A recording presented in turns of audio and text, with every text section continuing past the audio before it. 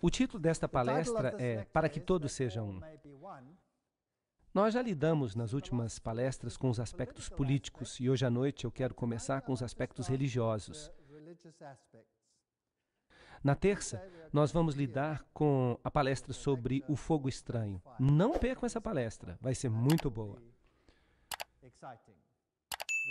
Nas reuniões do Concílio Vaticano II, no Vaticano, o Papa entrou durante a reunião e naquela reunião ficou decidido que as igrejas protestantes, podiam permanecer em suas confissões e obter a salvação, desde que, é claro, elas aceitassem e reconhecessem a supremacia do Bispo de Roma. Agora, depois do Vaticano II, foi Karl Rahner, o jesuíta. É estranho como ele sempre fica aparecendo. Eu sei que eu estou repetindo muito isso, mas é um fato. Foi ele que recebeu a missão de levar esta mensagem ao mundo, para que todos pudessem permanecer em sua confissão, desde que eles reconhecessem a supremacia do Bispo de Roma. Eu já falei sobre isso, mas eu vou entrar em mais detalhes agora. Paul Nitter, que tinha uma posição na Universidade Xavier, em Cincinnati, onde ele é professor de teologia, ele estudou com Karl Rahner e ele escreveu este livro, Por Nenhum Outro Nome, e este livro, Por Nenhum Outro Nome, fala umas coisas muito interessantes. Aqui está um comentário sobre ele. É interessante que eles têm a figura deste homem humanista aqui, e eles falam que o livro é humanismo. O livro diz, diante do dilema do que o crente cristão comprometido deve fazer teologicamente em face do seu encontro pessoal e de seus estudos, que há outras formas religiosas, de levar uma vida humana autêntica e plena, além da vida cristã. Vocês estão percebendo o que eu estou falando? Será que uma pessoa pode ser salva? E aí eles dão uma definição. Isto é, viver uma vida plenamente humana, por outro nome a não ser o nome de Cristo? Bem, vamos recapitular aqui. Ser salvo significa viver uma vida verdadeiramente humana. Será que essa é uma teologia correta? Este é um professor de teologia, e este livro é virtualmente usado em todos os seminários de teologia no mundo inteiro. A resposta de Nitter é que pode se salvar com outro nome. E então ele prossegue para mostrar como esta afirmação pode se encaixar teologicamente com um compromisso cristão efetivo. Esta é uma teologia bastante criativa. Esta é a única sentença com a qual eu concordo. É uma teologia criativa, mas definitivamente não é uma teologia bíblica. Bem, no segundo concílio ecumênico, se a Bíblia não vai ser a norma, nós temos que substituí-la por outra coisa. E foi decidido no documento 515, na página 515 dos documentos ecumênicos, que foram escritos no Vaticano II, a unidade de todos os cristãos pode pelo menos ser restaurada e pode brilhar para todos os povos, a fim de que sejam chamados para se tornarem um único e novo povo, que confessa um único Jesus, Salvador e Senhor, que professa uma única fé e que celebra um único mistério da Eucaristia. Há muitos problemas com essa declaração, especialmente um problema, essa história do mistério da Eucaristia. E o livro Documentos do Vaticano II, página 515, diz que todos os cristãos deveriam ter uma única mente ecumênica. O Catecismo Católico nos diz que o Vaticano II não mudou as doutrinas, que ele pareceu apenas mudar as doutrinas. Este é o Catecismo atual da Igreja Católica, artigo 816. A única Igreja de Cristo, a quem o nosso Salvador, depois da sua ressurreição, confiou o cuidado pastoral, ordenando a Pedro e aos outros apóstolos que a fizessem crescer e governar, a igreja constituída e organizada como uma sociedade no mundo presente, subsiste na Igreja Católica. O decreto do Segundo Concílio do Vaticano sobre ecumenismo explica, pois é somente através da Igreja Católica de Cristo que existe ajuda universal para a salvação, a fim de que a plenitude dos meios de salvação possa ser obtida. Não tem havido mudança em doutrina. Só os protestantes que pensam que houve uma mudança de doutrina. Bem, então o artigo 817 diz: onde há pecados, há também divisões, cismas, heresias. Isso quer dizer que se havia uma divisão, então isso era pecado. Então quem que é o pecador? Aquele que se separou. E o artigo 820 diz: Cristo concedeu a unidade à sua igreja desde o princípio, e isto é algo que a igreja nunca pode perder. Então dizem que não mudou nada.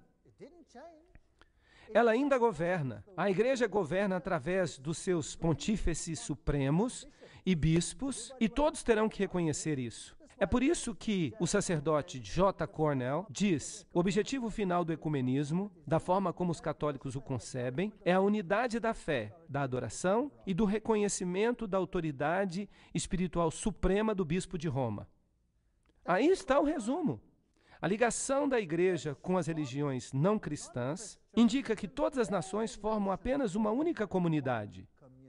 Eles querem ter as mesmas relações com os muçulmanos, com todas as outras religiões. Vamos ver se isso é mesmo verdade. Isto foi o que o catecismo disse. Eles pensam que não pode estar errado. No livro Respostas Adicionais às Perguntas, Bonaventura Hinwood diz o seguinte: o Vaticano II ensina em vários lugares que a Igreja Católica, e somente a Igreja Católica, foi fundada por Jesus Cristo. Então não houve mudança na documentação do Vaticano II. Então, no dia 5 de setembro de 2000, o Vaticano deixou isso claro. A Igreja examinou a declaração do Vaticano e, numa declaração de 36 páginas, disse que outras comunidades cristãs, como os anglicanos e os outros protestantes, não são, de fato, igrejas. E Canon David Oliver, ministro da Igreja Anglicana de São Tomé, disse: está bem, está tudo bem. Então o Vaticano insiste que as outras igrejas não são nossas irmãs. E eu me lembro que Karl Rahner disse: deve sempre ficar claro que a Igreja Universal, Apostólica, Santa, Católica e única igreja não é uma irmã, mas a mãe de todas as igrejas. Então, esta é a última declaração. É uma declaração definitiva das mais altas fontes do Vaticano. O Vaticano II não mudou nada.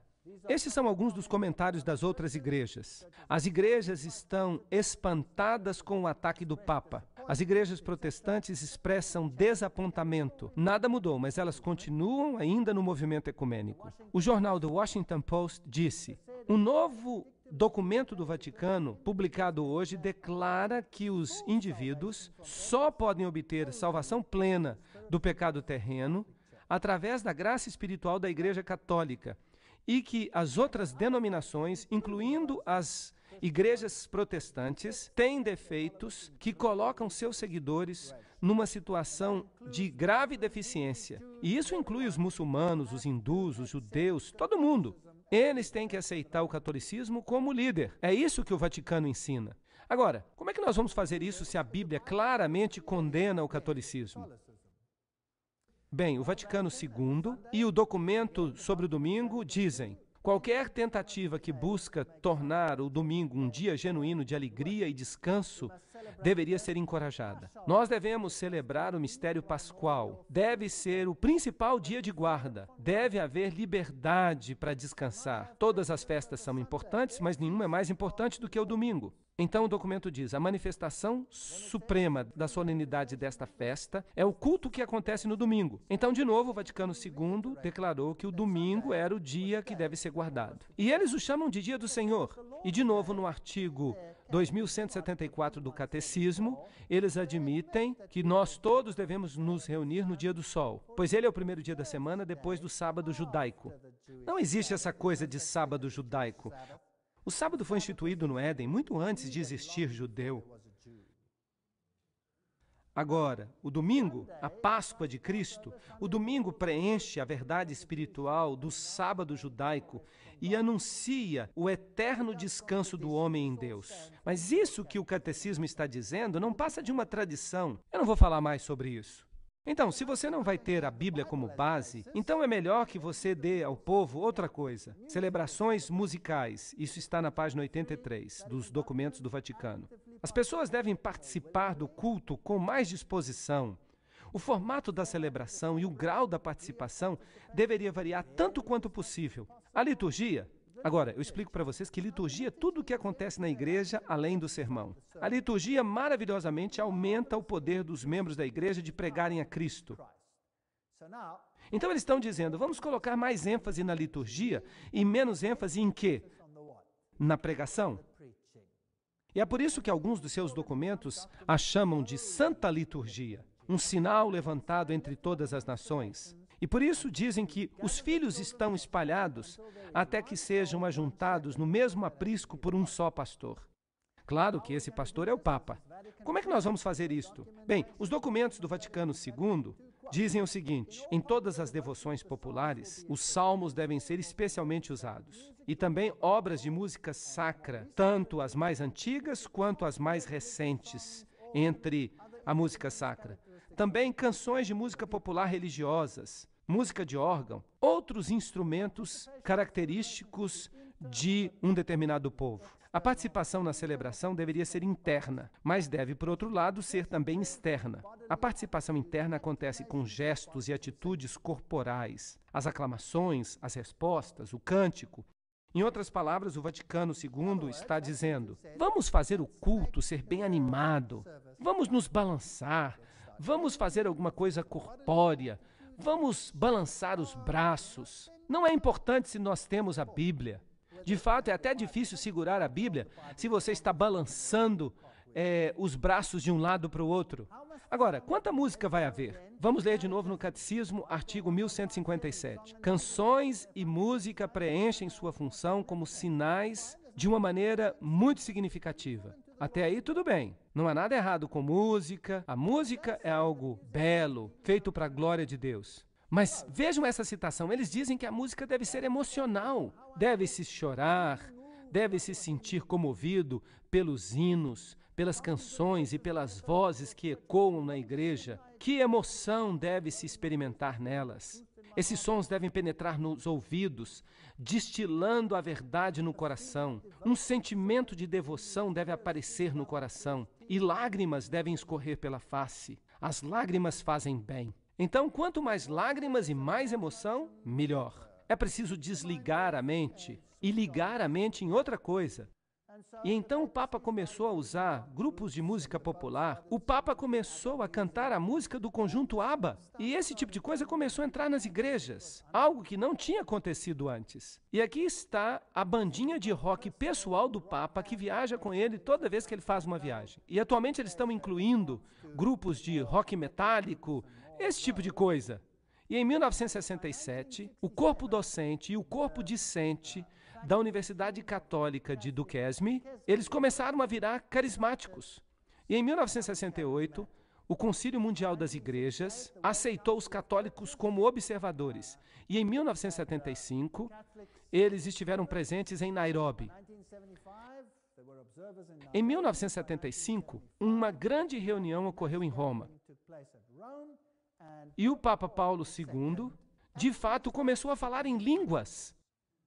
Aqui está, Cristianismo Hoje, 6 de junho de 1975. Os bispos, arcebispos e cardeais se esforçaram para manter os seus chapéus sobre a cabeça, cantaram e dançaram em êxtase, abraçaram-se mutuamente e levantaram seus braços ao céu. E o discurso do Papa Paulo VI foi pontual e estático. Então ele começou a falar em línguas. Grande exemplo para a igreja. A Igreja Luterana, em 1974, nos Estados Unidos, publicou o seu diálogo com a Igreja Católica, a supremacia papal e da Igreja Universal, pois eles estavam começando a brincar com a ideia de que Roma pudesse de novo ser a cabeça das igrejas. Os presbiterianos, congregacionalistas e metodistas foram logo atrás. E Colin Buchanan escreve que a emergência da Igreja de Roma como parceira nas discussões ecumênicas e o impacto do movimento carismático, isso tudo mudou as relações ecumênicas, totalmente. Então esse novo espírito faz com que o diálogo entre as várias facções que se opõem se torne cada vez mais possível. E em 1975, este era o catecismo. E nesse catecismo se questionavam os mandamentos morais e o decálogo. E muitas passagens no Novo Testamento foram colocadas na boca de Jesus, coisas que o Jesus histórico nunca havia falado. A ressurreição física é um problema cheio de dificuldades, e começaram então a questionar a Bíblia. E em 1977, uma comissão da Igreja Católica, junto com a Igreja Anglicana, proclamou esta declaração: parece apropriado que uma união futura, uma supremacia universal, como aquela descrita, deveria ser mantida na Sé Romana. Então a Igreja Anglicana disse: o Papa será o cabeça. E em 1989, o arcebispo anglicano da Cantuária, o reverendo Robert Runcie, foi a Roma e incentivou os cristãos a considerarem a supremacia do Papa. É melhor que estejamos juntos. Aí estão eles. E então houve a famosa assinatura do documento, no qual o Papa e Runcie assinaram a declaração na Cantuária. Aí estão os dois assinando. E o Papa agora é o cabeça dessas igrejas. Aí estão alguns símbolos maçônicos, eles estão juntos aí, a rainha está junta, o séquito da rainha visita o Papa. Bem, o que o príncipe Charles diz? Eu não quero mais ser o protetor da fé, mas apenas um protetor da fé. O protestantismo praticamente acaba na Inglaterra e ele sai marchando pelas ruas do Reino Unido. O próximo arcebispo da Cantuária é Carey. E Carey é notável por causa da sua renovação carismática. Ele falava em línguas. Então a igreja anglicana foi a primeira a ir na direção de Roma. Agora, esta aqui é a famosa Catedral de São Paulo. Aí está ela, um ônibus em Londres. Eu mesmo tirei esta foto. E esta é uma foto impressionante. O que vocês estão vendo aqui? Com o que se parece? Parece uma miniatura do Vaticano, sim. De fato, é uma réplica do Vaticano. E a coisa mais impressionante é que a Catedral de São Paulo nunca teve essa aparência. A aparência da catedral era esta daqui, mas agora ela foi totalmente reconstruída e ela parece assim agora. Isso não parece ser a imagem da besta? Bem, vamos entrar então. Você tem que esconder a sua máquina se você quer tirar foto ali. Vejam a aparência que ela tem agora. Ali está um altar pequeno, uau. Ali está o altar principal, uma cópia exata da abóbada de Benini em Roma. Isso significa que esta igreja protestante copiou a de Roma. Isso é muito interessante. Ali estão os quadrados pretos e brancos, os cupidos com outros seres angelicais. Alguns são machos, outros fêmeas. E se você olhar para o teto, se você conseguir fotografar lá em cima, você vai ver esses lindos símbolos maçônicos. Isso é maçonaria, isso não é a igreja da Inglaterra. Então a igreja da Inglaterra capitulou e se tornou parte da maçonaria. Ela se tornou parte do movimento de Lúcifer. É triste, mas é verdade. Bem, na frente do altar principal, aí você tem os típicos símbolos solares. Olhando de cima, é como a gruta de uma bruxa. Ela foi reestruturada. Isso é ocultismo. De fato, ela chega a ter os pentagramas pretos e brancos no chão. E no chão há o símbolo da serpente com a cauda na boca, representando o sol e a lua. Por falar nisso, estes aqui são os meus sapatos. Vejam como eles estão limpinhos. E as deidades solares no chão. Então isso não passa de catolicismo. Aqui estão os símbolos da nova era. O pavão, os símbolos de Lúcifer, os triângulos no círculo, os hexagramas. E é claro, pessoas enterradas debaixo do altar. IHS, os raios do sol, o pelicano mítico, o passarinho alimentando os seus filhotes, são todos símbolos do ocultismo. Não admira que o Papa João Paulo II escrevesse no livro Atravessando o Limiar da Esperança, de que por volta do ano 2000, nós precisamos estar mais unidos. Em prol da unidade, todas as igrejas devem aceitar a autoridade papal. O Papa disse isso em 1995. Essa é a condição da unidade. Agora, por que foi que os reformadores se separaram de Roma?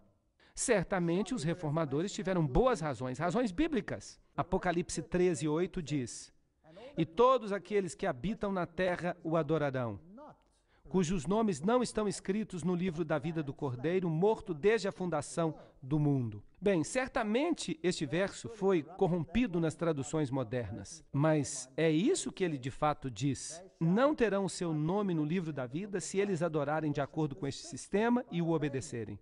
Aqui está a igreja de Berlim, a principal igreja luterana na Alemanha. E ali eles têm pinturas enormes de Maria e velas são acesas para ela. Ali está. É uma volta a Roma. E um jornal alemão publicou a figura de Martinho Lutero apertando a mão com o Papa.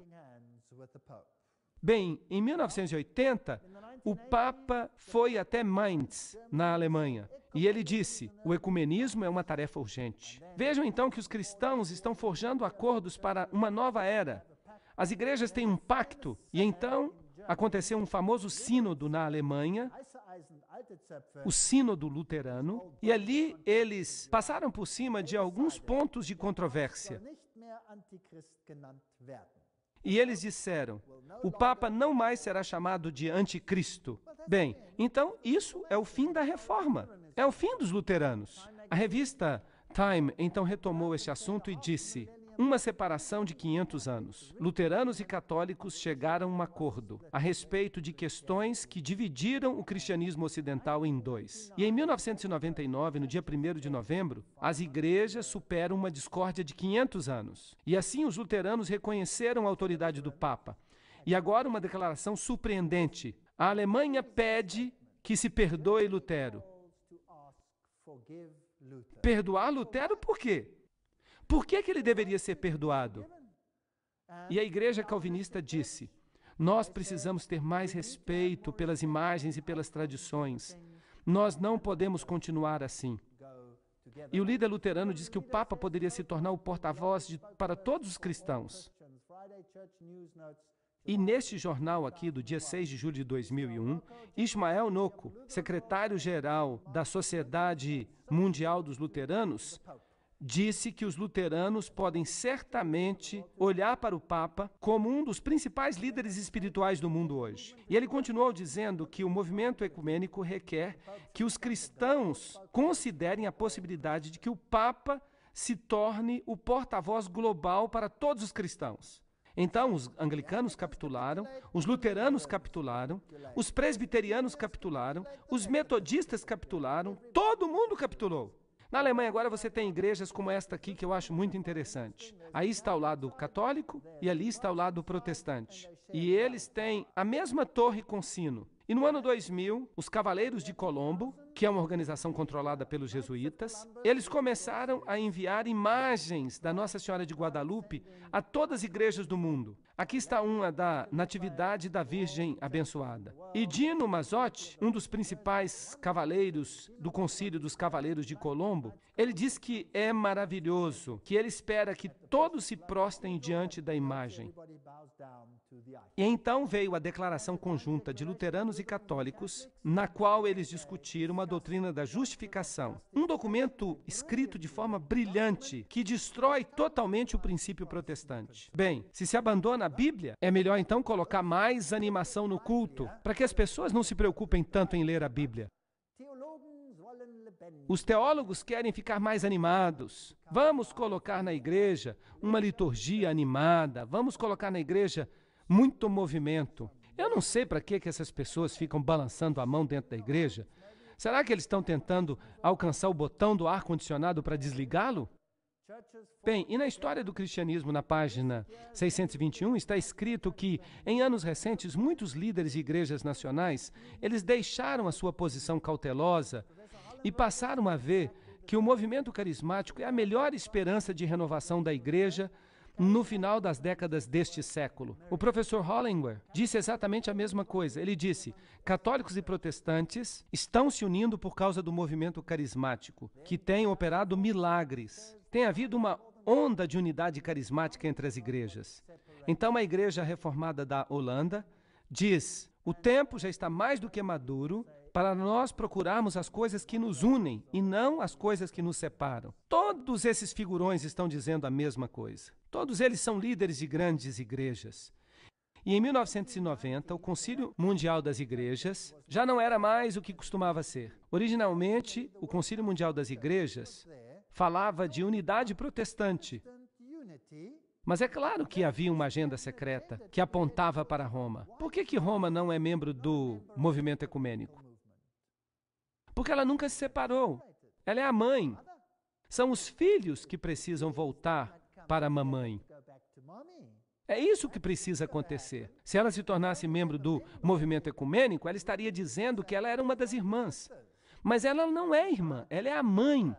Então ela não pode fazer parte. E no Concílio Mundial das Igrejas eles disseram: vem, Santo Espírito, renova toda a criação. Esse foi o tema geral. Agora, a senhora que fez o principal discurso de abertura foi a senhora Chung Kyung. E ela depois, então, queimou a lista das pessoas mortas que ela invocava. Bem, foi ela que fez o discurso. Ela é uma professora universitária e ela subiu ao palco dançando com alguns aborígenes, em roupas primitivas. Então ela invocou os mortos. Ela invocou Agar, Urias, os bebês mortos por Herodes, Joana d'Arc, pessoas mortas nas câmaras de gás, Mahatma Gandhi, Steve Biko, Martin Luther King e, finalmente, ela também invocou o espírito do nosso libertador, Jesus Cristo. E então ela queimou a lista como um símbolo. Agora, vamos dar uma olhada o que está acontecendo aqui de fato. Ao combinar esses fogos de artifício verbais com uma performance de dançarinos aborígenes e coreanos, Chung estava de fato representando uma dramática evocação do Espírito Santo como fêmea. Ela o ligou a Agar, aquela mulher que foi explorada e abandonada por Abraão e Sara, e disse: eu não mais acredito num Deus onipotente, macho, guerreiro, que salva todos os bons e pune todos os maus. Chung invocou os espíritos dos mortos 18 vezes, dizendo que eles haviam sofrido injustiças e que a sua voz clamava, e que se não ouvíssemos os clamores desses espíritos, nós não seríamos capazes de ouvir a voz do Espírito Santo. E ela disse: não fiquem incomodando o Espírito Santo, invocando-a toda hora. E eu espero que a presença dos nossos espíritos ancestrais aqui conosco não incomode vocês. Será que isso é bíblico? Claro que não é. Mas ela é uma pastora da maior igreja protestante na Coreia. E ela agora é uma professora universitária.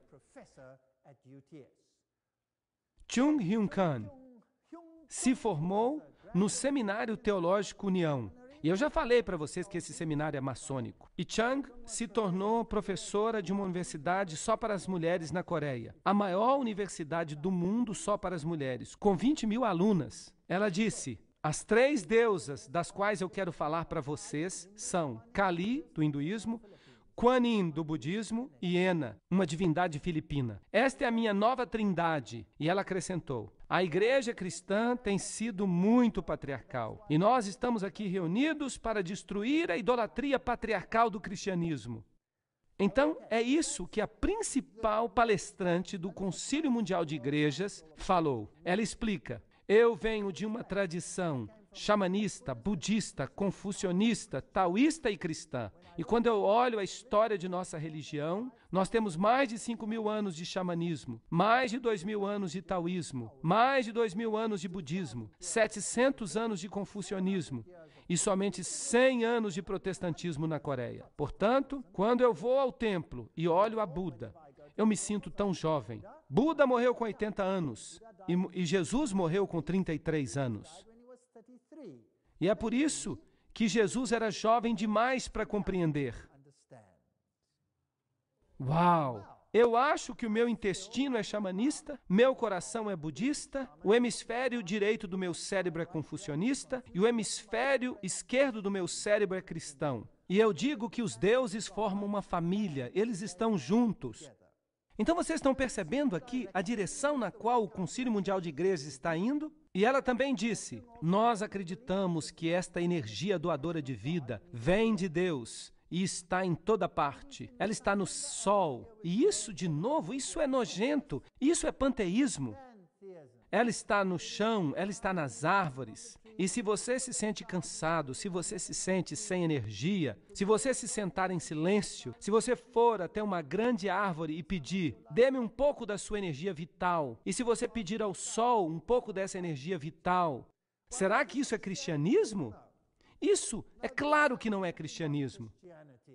Mas ela também foi a porta-voz do Concílio Mundial de Igrejas em Harare, em Zimbábue, em novembro de 1998, e ali ela realizou uma dança sensual. Ela declarou que testemunhar de Jesus Cristo para outra pessoa é de fato um ato de violência. Bem, então vamos ao cerne da questão. Testemunhar sobre Jesus Cristo é um ato de violência? Por quê? Porque você está fazendo o quê? Porque você está indo contra os direitos humanos do outro indivíduo, que pode ser, quem sabe, um budista, um hindu. Ele tem direito de ser o que é, e se você disser a ele qualquer outra coisa, que ele tem que acreditar em Jesus Cristo, então você está cometendo um ato de violência? Em outras palavras, então o que eu estou fazendo agora é um ato de violência? Tá bom, muito obrigado. E quando disseram para ela o que Jesus falou em João 14:6, a resposta dela foi que Jesus se equivocou. E é por isso que o Concílio Mundial de Igrejas usa demônios de todos os tipos. E nós temos oikumene. O que oikumene significa?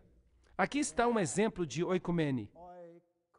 Vamos perguntar para a webpage do Concílio Mundial de Igrejas o que oikumene significa de fato. A palavra ecumênico é derivada do termo grego oikumene, que pode ser traduzida como todo mundo habitado. E é quando nós percebemos que o mundo inteiro pertence a Deus, que nós percebemos que nós somos um. Todas as pessoas do mundo foram feitas à imagem de Deus, de modo que somos chamados a proteger o bem-estar de todos.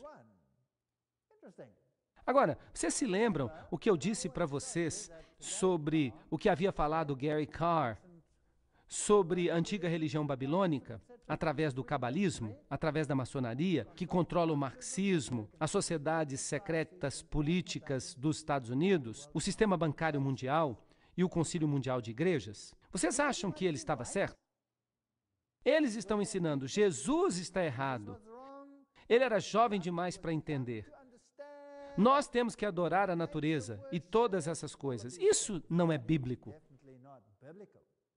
E Alice A. Bailey, a fundadora da fé em Lúcifer, em 1919, predisse que surgiria uma igreja mundial e que o esboço definitivo dessa igreja apareceria no final do século. Não haverá nenhuma separação na Igreja Universal. A loja sagrada de todo verdadeiro maçom, percebem como tudo está junto? E os círculos internos das sociedades esotéricas. Deste modo, os objetivos e a obra das Nações Unidas serão solidificados em uma nova Igreja de Deus, dirigida por todas as religiões e por todos os grupos espirituais, colocará um fim na grande heresia da separação. Bem, isso exigiria toda uma palestra, isso é coisa pesada. E eu vou falar numa das palestras que ainda vão vir sobre as Nações Unidas e sobre o ocultismo. Este é um assunto pesado. E ela está aqui dizendo que as igrejas, as lojas maçônicas, as sociedades esotéricas, no final do século, trabalhariam juntas para fazer uma nova igreja mundial. Agora, como cristão, eu creio que Jesus é o único caminho. Será que eu posso me unir a essa sociedade? Sim ou não? Parece que vocês estão tão convencidos. Isso é muito estranho. Norman Vincent Peale.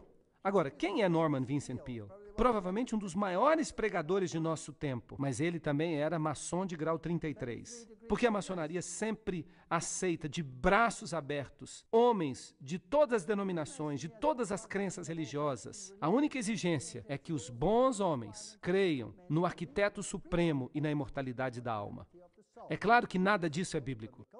Os maçons, de fato, vão além do sectarianismo estreito e do dogma limitador. Eles concordam com a declaração do famoso escritor Edmund Burke. O corpo de toda verdadeira religião consiste na obediência à vontade do soberano do mundo. na confiança em suas declarações e na imitação de sua perfeição. É isso que Norman Vincent Peale disse como maçom de grau 33. O bispo Carl Sanders também é um maçom de grau 33. Ele pertence à Igreja Metodista Unida. O Rabi Seymour Atlas, o Dr. James Westbury, diretor executivo e editor da Igreja Batista Dominical de Georgia, ele também é um grau 32. E o reverendo Louis Grant, superintendente distrital da Igreja Metodista Unida, também grau 33.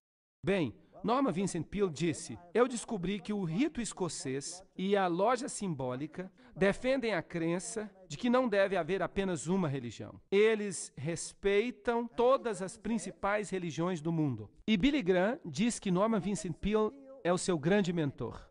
É interessante, pois ele tem um mentor que é um maçom de grau 33.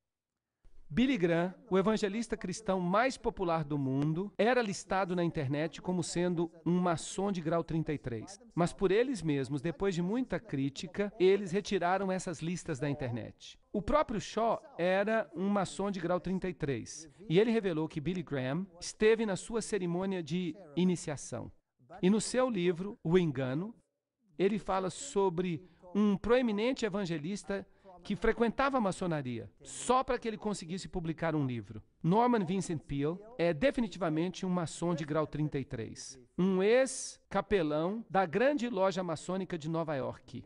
E é esse aqui que Billy Graham diz que é o seu mentor. Robert Schuller, maçom de grau 33, aqui está na internet onde você pode procurar, mas também há muitos outros escritos que confirmam isso. Eu não estou usando apenas uma única fonte. Eu estou citando de várias fontes: Oral Roberts, Jesse Jackson, a maioria dos fundadores dos Mormons, os Testemunhos de Jeová, todos eles. Mas vamos dar uma olhada em Norman Vincent Peale. Ele apoiava as mensagens que são chamadas de as Cartas de Jesus, escritas por Jane Pauseri e Anna Brown. Ele apoiava essas cartas escritas através de médiums. Estas cartas maravilhosas e santas foram escritas diariamente num período de 2 anos, que começou certa manhã em 1978. As cartas foram ditadas por um espírito não vivo, que se identificou como Jesus Cristo.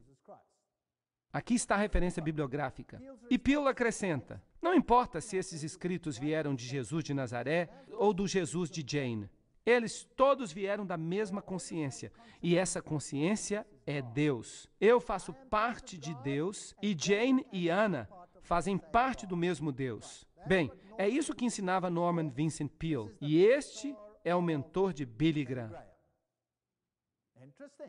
E falando do ocultista Kreskin, Norman Vincent Peale diz que tudo o que ele está fazendo é dramatizar o que eu tenho pregado e escrito por anos. E outro livro chamado Os Mortos Estão Vivos e Podem Se Comunicar com Você, esse outro livro também foi promovido por Peale. Ele o chamou de uma obra-prima. Eu espero que ele seja lido amplamente. Ok, e esse é o mentor de Billy Graham. Continuem se lembrando disso. E o autor deste livro é Harold Sherman, um médium e espírita que escreveu um livro para acompanhar esse outro livro, chamado Vida Após a Morte. Isso aqui é linguagem da serpente, linguagem demoníaca, ou é linguagem divina? O que vocês acham? O Papa João Paulo II visitou uma sinagoga judaica em 1986. Na viagem de 1987 aos Estados Unidos, ele se encontrou com os protestantes e os ortodoxos. Em 1888 e 89, a Rússia abriu as portas para o movimento carismático. Eles se tornaram todos uma grande família feliz.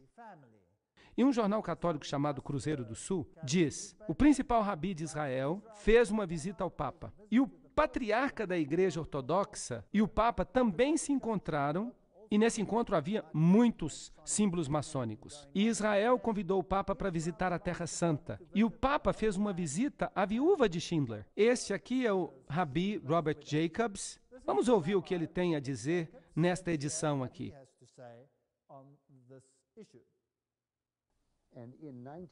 Em 1965, o Vaticano II mudou isso.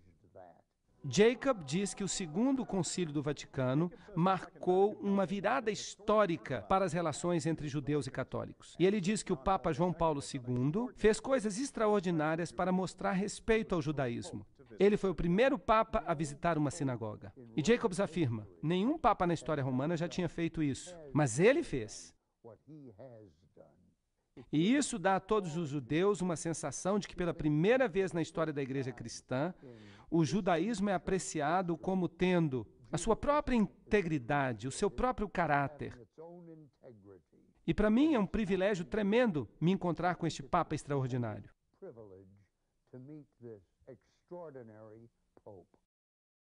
E então, quando o Papa visitou St. Louis, vejam o que ele disse, Jacob falando.